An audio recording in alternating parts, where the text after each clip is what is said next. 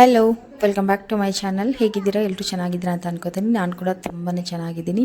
So ಪೇರು ಹಣ್ಣು ತಿಂತಾ ಇದ್ದೀನಿ. ಶಾಂತಕ್ಕ ತಂದು ಕೊಟ್ಟರು ಪೇರು ಹಣ್ಣು ನಮ್ಮ ಅಕ್ಕ. ಸೊ ಅವರು ಹೊಲದಲ್ಲಿ ಬೆಳೆದಿರುವಂಥ ಪೇರು ಹಣ್ಣಿದು ತುಂಬ ಚೆನ್ನಾಗಿದೆ. ಸೊ ಕೆಲವರು ಇದನ್ನು ಸೀಬೆ ಹಣ್ಣು ಅಂತಲೂ ಕೂಡ ಕರೀತಾರೆ.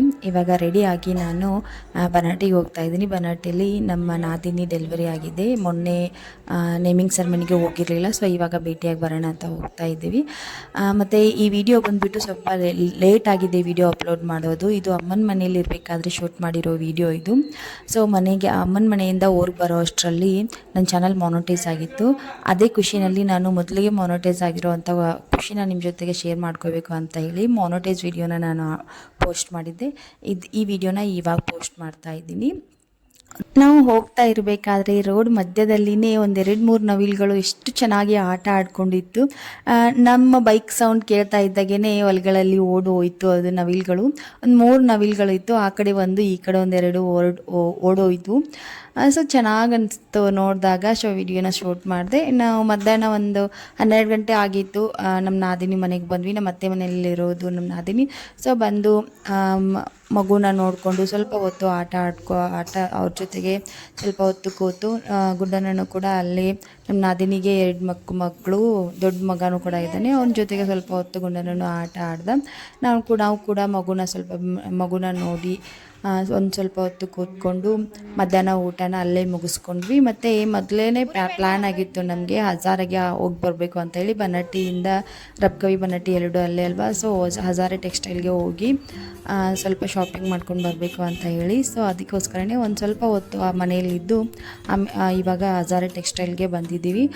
ನಾನು ಇಲ್ಲಿ ಹಜಾರೆ ಟೆಕ್ಸ್ಟೈಲ್ಗೆ ಬಂದು ಒಂದು 4 ವರ್ಷ ಆಯಿತು ಬಂದು ಹೋಗಿ. ಸೊ ಇವಾಗಲೇ ಬರ್ತಾ ಇರೋದು ಸೆಕೆಂಡ್ ಟೈಮ್ ಇವಾಗ ನಾನು ಬಂದಿರೋದು.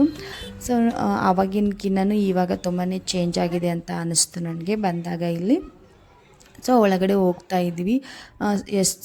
ಕಲೆಕ್ಷನ್ ಸ್ವಲ್ಪ ಕಡಿಮೆನೇ ಇತ್ತು. ಅಷ್ಟೊಂದು ಮೆಟೀರಿಯಲ್ ಹಾಕಿರಲಿಲ್ಲ, ಏನಕ್ಕೋ ಗೊತ್ತಿಲ್ಲ. ಇನ್ನು ಮುಂದೆ ಹಬ್ಬಕ್ಕೆ ಅಂದರೆ ಗಣೇಶ ಚತುರ್ಥಿಗೋ ಅಥವಾ ದೀಪಾವಳಿಗೋ ಹಾಕ್ತಾರೋ ಏನೋ ಗೊತ್ತಿಲ್ಲ. ಮೆಟೀರಿಯಲ್ನ ಸ್ವಲ್ಪ ಕಡಿಮೆ ಇತ್ತು ಅಂತ ಅನ್ನಿಸ್ತು ನನಗೆ. ಮತ್ತು ಕೆಲವೊಂದಿಷ್ಟು ಐಟಮ್ಸ್ನ ನಾನು ಕೂಡ ಅಲ್ಲಿ ಪರ್ಚೇಸ್ ಮಾಡಿದೆ. ಬ್ಯಾಗು ಮತ್ತು ಮಕ್ಕಳಿಗೆ ಸ್ವಲ್ಪ ಬಟ್ಟೆಗಳು ತಗೊಂಡ್ವಿ. ಮತ್ತು ನಾವು ಅಲ್ಲಿ ಹೋಗಿರೋದೇ ನಮಗೆ ಸ್ವಲ್ಪ ಬೆಡ್ಶೀಟ್ ಎಲ್ಲನೂ ಬೇಕಾಗಿತ್ತು. ಸ್ವಲ್ಪ ಬೆಡ್ಶೀಟು ಕರ್ಟನ್ಸ್ನ ತೊಗೊಂಡು ಬರಬೇಕು ಅಂತ ಬಂದಿದ್ವಿ. ಬಟ್ ನಮಗೆ ಎರಡೂ ತೊಗೊಳಕ್ಕಾಗಲಿಲ್ಲ. ಇಲ್ಲಿ ಎರಡೂ ಕೂಡ ನಮಗೆ ಸಿಗಲಿಲ್ಲ. ಅಂದರೆ ಮೆಟೀರಿಯಲ್ ಇಲ್ಲ ಅಲ್ವಾ. ಸೊ ಹಂಗಾಗಿ ಜಾಸ್ತಿ ಕಲರ್ಸ್ ಆಗಿರ್ಬೋದು ಮತ್ತು ಮ್ಯಾಟ್ಗಳು ಕೂಡ ಕರ್ಟನ್ಗಳು ಕೂಡ ಅಷ್ಟೇ. ಒಂದೇ ಸಿಂಗಲ್ ಪೀಸ್ ಕರ್ಟನ್ಗಳು ಇತ್ತು. ನಮಗೆ ವಿಂಡೋ ಕರ್ಟನ್ ಬೇಕಾಗಿತ್ತು. ಸೊ ವಿಂಡೋ ಕರ್ಟನ್ನು ಸಿಂಗಲ್ ಪೀಸ್ ಇತ್ತು. ನಮಗೆ ಎರಡೆರಡು ಕರ್ಟನ್ಸ್ಗಳು ಬೇಕಲ್ವ ಒಂದು ವಿಂಡೋಗೆ. ಸೊ ಹಂಗಾಗಿ ಸೇಮ್ ಕಲರ್ದು ಇರಲಿಲ್ಲ, ಒಂದೊಂದೇ ಪೀಸ್ ಕರ್ಟನ್ಗಳಿತ್ತು. ಸೊ ಹಂಗಾಗಿ ನಮಗೆ ಕರ್ಟನ್ ಸಿಗಲಿಲ್ಲ. ಮತ್ತು ಬೆಡ್ಶೀಟು ಕೂಡ ಅಷ್ಟೇ ಚೆನ್ನಾಗಿರಲಿಲ್ಲ. ಅಂದರೆ ಸ್ವಲ್ಪ ಒಂದು 2-3 ಬೆಡ್ಶೀಟ್ ಮಾತ್ರ ಇತ್ತು. ಎಲ್ಲನೂ ಅಷ್ಟೊಂದು ಕಲರ್ ಕೂಡ ಅಷ್ಟೊಂದು ಚೆನ್ನಾಗಿ ಅನಿಸಲಿಲ್ಲ. ಸೊ ಹಂಗಾಗಿ ನಾವು ತಗೊಳಕ್ಕೆ ಹೋಗಲಿಲ್ಲ. ಕೇಳಿದ್ವಿ ನಾವಲ್ಲಿ ಮೆಟೀರಿಯಲ್ ಇಲ್ಲ ಏನು ಅಂತ ಹೇಳಿದಾಗ, ಇಲ್ಲ ಇನ್ನು ಮುಂದೆ ಫೆಸ್ಟಿವಲ್ಗೆ ಹಾಕ್ತೀವಿ ಅಂತ ಹೇಳಿದ್ರು. ಸೊ ಹಂಗಾಗಿ ನಾವು ಜಾಸ್ತಿ ಏನು ತಗೊಳಕ್ಕೆ ಹೋಗಲಿಲ್ಲ. ಮಕ್ಕಳಿಗೆ ಕೆಲವೊಂದಿಷ್ಟು ಬಟ್ಟೆಗಳನ್ನು ತಗೊಂಡು ಬಂದ್ವಿ. ಮತ್ತು ಮೆನ್ಸ್ ವೇರು ಆಮೇಲೆ ಮಕ್ಕಳದು ಚೆನ್ನಾಗಿದೆ, ಎಲ್ಲನೂ ಇದೆ. ಬಟ್ ವುಮೆನ್ಸ್ದಾಗಿರ್ಬೋದು ಮತ್ತು ಗರ್ಲ್ಸ್ಗಾಗಿರ್ಬೋದು ಅಷ್ಟೊಂದು ಮೆಟೀರಿಯಲ್ ಇಲ್ಲ, ಖಾಲಿ ಆಗಿದೆ. ಇನ್ನು ಮತ್ತೆ ಮುಂದೆ ಅವರು ಫ್ರೆಶ್ ಆಗಿ ಏನು ಹಾಕ್ತಾರೋ ಗೊತ್ತಿಲ್ಲ. ಸೊ ಒಂದು ಸ್ವಲ್ಪ ಹೊತ್ತು ಅಲ್ಲಿ ನೋಡಿಕೊಂಡು ಓಡಾಡಿಕೊಂಡು ಮತ್ತು ನನ್ನ ಹಸ್ಬೆಂಡ್ಗೂ ಸ್ವಲ್ಪ ಡ್ರೆಸ್ನ ತಗೊಂಡು ಮಕ್ಕಳಿಗೆ ಡ್ರೆಸ್ನ ತಗೊಂಡು ಬಂದ್ವಿ. ಮತ್ತು ಇಲ್ಲಿ ನಾವು 1 ಜೊತೆ 2 ಜೊತೆ ಬಟ್ಟೆನ ತೊಗೊಂಡ್ರೆ ನಮಗೇನು ಪ್ರಾಫಿಟ್ ಇರೋದಿಲ್ಲ, ನಮಗೇನು ಉಳಿತಾಯ ಇರೋದಿಲ್ಲ. ನಾವು ಏನಾದರೂ ಹೋಲ್ಸೇಲ್ ಅಂದರೆ ಜಾಸ್ತಿನೇ ನಾವು ತೊಗೋಬೇಕು. ಏನಾದರೂ ಮನೇಲಿ ಏನಾದರೂ ಫಂಕ್ಷನ್ ಇದ್ದಾಗ ನಾವು ಇಲ್ಲಿ ಶಾಪಿಂಗ್ನ ಮಾಡಿದ್ರೆ ನಮಗೆ ಹೋಲ್ಸೇಲಲ್ಲಿ ನಮ್ಮ ಮೆಟೀರಿಯಲ್ಗಳು ಸಿಗುತ್ತೆ, ಬಟ್ಟೆಗಳು ಸಿಗುತ್ತೆ. ಮಕ್ಕಳ ಬಟ್ಟೆ ಆಗಿರ್ಬೋದು, ಸೀರೆಗಳಾಗಿರ್ಬೋದು. ಮನೆಯಲ್ಲಿ ಫಂಕ್ಷನ್ ಎಲ್ಲ ಇದ್ದಾಗ ಸೀರೆಗಳು ಜಾಸ್ತಿ ಬೇಕಾಗುತ್ತೆ ಅಲ್ವಾ. ಸೊ ಅಂಥವೆಲ್ಲನೂ ಇಲ್ಲಿ ಹೋಲ್ಸೇಲ್ ರೇಟಲ್ಲಿ ನಮಗೆ ಸಿಗುತ್ತೆ. ಮತ್ತು ಒಂದು ಹಳ್ಳಿಗಳಲ್ಲಿ ನಾವು ಚಿಕ್ಕ ಪುಟ್ಟ ಬಟ್ಟೆ ಶಾಪ್ ಏನಾದರೂ ನಾವು ಓಪನ್ ಮಾಡಿದ್ರೆ ಆವಾಗಲೂ ಕೂಡ ಅಷ್ಟೇ ನಮಗೆ ಬೇಕಾಗಿರುವಂಥ ಎಲ್ಲ ಬಟ್ಟೆಗಳು ಹೋಲ್ಸೇಲ್ ರೇಟಲ್ಲಿ ಸಿಗುತ್ತೆ. ಅಂಥವರಿಗೆ ಇಲ್ಲಿ ತುಂಬಾ ಲಾಭ ಇದೆ ಅಂತಲೇ ಹೇಳ್ಬೋದು. ಸಾಕಷ್ಟು ಮೆಟೀರಿಯಲ್ ಅಂತೂ ಇರುತ್ತೆ. ಬಟ್ ಇವಾಗ ಕಡಿಮೆ ಇದೆ ಅಂತ ಅಂದರೆ ಇರೋದಿಲ್ಲ ಅಂತ ಅಲ್ಲ, ಯಾವಾಗಲೂ ಕೂಡ ಅಷ್ಟೇ ಜಾಸ್ತಿ ಇರುತ್ತೆ. ಅವ್ರನ್ನ ನಾವು ಕೇಳಿದಾಗ ಹೇಳಿದ್ರು, ಇಲ್ಲ ಇನ್ನು ಮತ್ತೆ ನಾವು ಹೊಸದಾಗಿ ತರಿಸ್ತಾ ಇದ್ದೀವಿ ಆರ್ಡರ್ ಕೊಟ್ಟಿದ್ದೀವಿ, ಇನ್ನೂ ಬಂದಿಲ್ಲ, ಮೆಟೀರಿಯಲ್ ಬರಬೇಕಾಗಿದೆ. ಸೊ ಹಂಗಾಗಿ ಕಡಿಮೆ ಇದೆ ಅಂತ ಹೇಳಿದ್ರು. ನಾನು ಎಷ್ಟು ಸೆಕೆಂಡ್ ಟೈಮ್ ಅಲ್ವಾ ಬರೋದು, ನಾನು ಹಿಂದೆ ಒಂದು ಸಾರಿ ಬಂದಾಗ ಇತ್ತು, ಸಾಕಷ್ಟು ಮೆಟೀರಿಯಲ್ ಇತ್ತು. ಸೊ ತೊಗೊಂಡು ಬಂದಿದ್ವಿ ನಾವು, ಅದಕ್ಕೆ ಹೇಳ್ತಾ ಇದ್ದೀನಿ. ಸೊ ಮತ್ತು ಇಲ್ಲಿ ಮಕ್ಕಳಿಗೆಲ್ಲ ಬಟ್ಟೆನ ತೊಗೊಂಡು ಬಿಲ್ ಮಾಡಿಸ್ಕೊಂಡು ಹೊರಗಡೆ ಬಂದ್ವಿ. ಬರೋ ಅಷ್ಟರಲ್ಲಿ ಸಾಯಂಕಾಲ ಆಯಿತು. ಗುಂಡನ್ನ ಅಲ್ಲಿ ಏನೂ ತಿಂದಿರಲಿಲ್ಲ, ಊಟ ಮಾಡಿರಲಿಲ್ಲ. ಸೊ ಅವನಿಗೆ ಏನಾದರೂ ತಿನ್ಸ್ಕೊಂಡು ಬರಬೇಕು ಅಂತ ಹೇಳಿ ಪಕ್ಕದಲ್ಲೇ ಒಂದು ಸೆಂಟರ್ ಇತ್ತು, ಸ್ನ್ಯಾಕ್ಸ್ ಸೆಂಟರು. ನೋಡಿದ್ವಿ, ಅಲ್ಲಿ ಏನೂ ಇರಲಿಲ್ಲ ಅಷ್ಟೊಂದು, ಗುಂಡನ್ನ ತಿನ್ನೋ ಅಂಥ ವ್ಯವಸ್ಥೆ ಏನೂ ಇರಲಿಲ್ಲ. ಸೊ ಹಂಗಾಗಿ ಬೇಡ, ಮುಂದೆ ಎಲ್ಲಾದರೂ ನೋಡೋಣ, ತಿನ್ಸೋಣ ಅಂತ ಹೇಳಿ ಇವಾಗ ಶಾಪಿಂಗ್ನ ಮುಗಿಸ್ಕೊಂಡು ಹೋಗ್ತಾ ಇದ್ವಿ. ಮುಂದೆ ಬಂದು ಒಂದು ಹೋಟೆಲಲ್ಲಿ ಅವನಿಗೆ ಇಡ್ಲಿನ ಕೊಡಿಸ್ಬೇಕು ಅಂತ ನೋಡಿದ್ವಿ. ಅವನು ಐಸ್ ಕ್ರೀಮ್ನ ಕೇಳ್ದ. ಅವನಿಗೆ ಐಸ್ ಕ್ರೀಮ್ ಅಂದರೆ ಅಷ್ಟಿಷ್ಟ, ಹಾಳೇನೂ ಬಿಡ್ತಾಯಿಲ್ಲ ಐಸ್ ಕ್ರೀಮ್ ಮೇಲಿರೋ ಹಾಳೇನು. ನಾವು ಕೂಡ ಚಿಕ್ಕವರಿದ್ದಾಗ ಈ ರೀತಿ ತಿಂದಿದ್ದೀವಿ. ಯಾರು ಈ ರೀತಿ ಹಾಳೆ ನೆಕ್ಕಿದ್ದೀರಾ ನನಗೆ ಕಾಮೆಂಟ್ ಮಾಡಿ.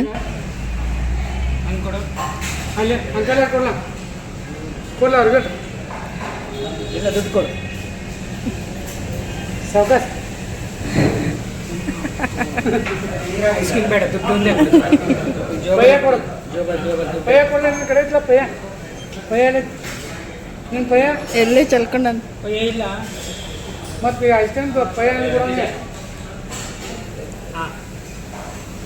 ತಿನ್. ಸ್ನ್ಯಾಕ್ಸ್ನ ಮುಗಿಸ್ಕೊಂಡು ಸೀದಾ ಮತ್ತೆ ನಾವು ಊರಿಗೆ ಬರ್ತಾ ಇರಬೇಕಾದ್ರೆ ಬಾನ್ಕಾರ್ ಟೆಕ್ಸ್ಟೈಲ್ನ ನೋಡಿದ್ವಿ. ಅಲ್ಲಿ ಹೋದ್ವಿ, ಅಂದರೆ ಕರ್ಟನ್ನು ಸ್ವಲ್ಪ ಮತ್ತೆ ಬೆಡ್ಶೀಟ್ನ ತೊಗೋಬೇಕು ಅಂತ ಅಂದ್ಕೊಂಡಿದ್ವಲ್ವ. ಸೊ ಹಂಗಾಗಿ ಬಾನ್ಕಾರಲ್ಲಿ ನೋಡೋಣ ಯಾವ ರೀತಿ ಇದೆ ಕಲೆಕ್ಷನು ಅಂತ ಹೇಳಿ ಬಂದ್ವಿ. ಇವತ್ತು ಫುಲ್ ಓಡಾಟ, ಫುಲ್ ಶಾಪಿಂಗೇ ಅಂತ ಆಗಿದೆ. ಆದರೆ ಜಾಸ್ತಿ ಏನು ತೊಗೊಳಕ್ಕೆ ಹೋಗಲಿಲ್ಲ, ಬರೀ ಓಡಾಡ್ಕೊಂಡು ಬಂದ್ವಿ ಅಷ್ಟೇ. ಇಲ್ಲಿ ಬಂದಾಗ ನಮಗೆ ಇಲ್ಲಿ ಕೂಡ ಮೆಟೀರಿಯಲ್ ಸಿಕ್ಕಾಪಟ್ಟೆ ಇತ್ತು, ತುಂಬಾ ಚೆನ್ನಾಗಿತ್ತು. ಬಟ್ ಶಾಪಿಂಗ್ ಏನು ಅಷ್ಟೊಂದು ಮಾಡೋದಿರಲಿಲ್ಲಲ್ವ. ಸೊ ಹಂಗಾಗಿ ಇಲ್ಲಿ ಬಂದು ನಾವು ಕರ್ಟನ್ ಮಾತ್ರ ತೊಗೊಂಡ್ವಿ. ಇಲ್ಲಿ 2 ಜೊತೆ ನಮಗೆ ಕರ್ಟನ್ಸು ಸಿಕ್ತು, ಚೆನ್ನಾಗಿ ಕಾಂಬಿನೇಷನ್, ಕಲರ್ ಕಾಂಬಿನೇಷನು ಮತ್ತು ಜೋಡಿ ಕರ್ಟನ್ಸು ನಮಗೆ ಸಿಕ್ತು, ವಿಂಡೋ ಕರ್ಟನ್ಸು. ಸೊ ವಿಂಡೋ ಕರ್ಟನ್ಸ್ನ ಮಾತ್ರ ನಾವಿಲ್ಲಿ ಪರ್ಚೇಸ್ ಮಾಡಿದ್ವಿ.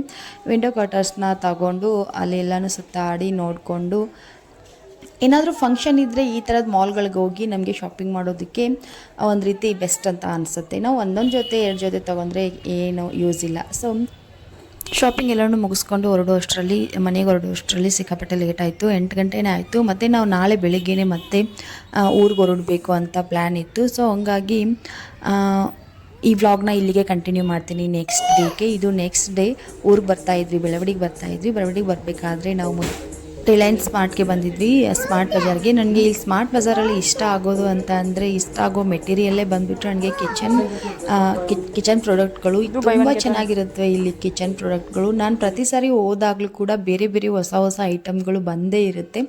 ನೋಡಿದ ತಕ್ಷಣ ಬಿಡೋಕ್ಕೆ ಆಗೋದಿಲ್ಲ. ಅಷ್ಟು ನೀವುಗಳನ್ನ ಯಾರು ಹೋದರೂ ಅಷ್ಟೇ, ಅಷ್ಟು ಅಟ್ರಾಕ್ಟಿವ್ ಆಗಿರುತ್ತೆ, ಅಷ್ಟು ಚೆನ್ನಾಗಿರುವಂಥ ವೆರೈಟಿ ಮೆಟೀರಿಯಲ್ಗಳು ಇಲ್ಲಿ ಬಂದಿರ್ತವೆ. ಸೊ ನಾನು ಈ ಸಲನೂ ಅಷ್ಟೇ 1-2 ವಸ್ತುಗಳನ್ನ ಪರ್ಚೇಸ್ ಮಾಡಿದೆ. ಮನೆಗೆ ಹೋದ್ಮೇಲೆ ತೋರಿಸ್ತೀನಿ ನಿಮಗೆ.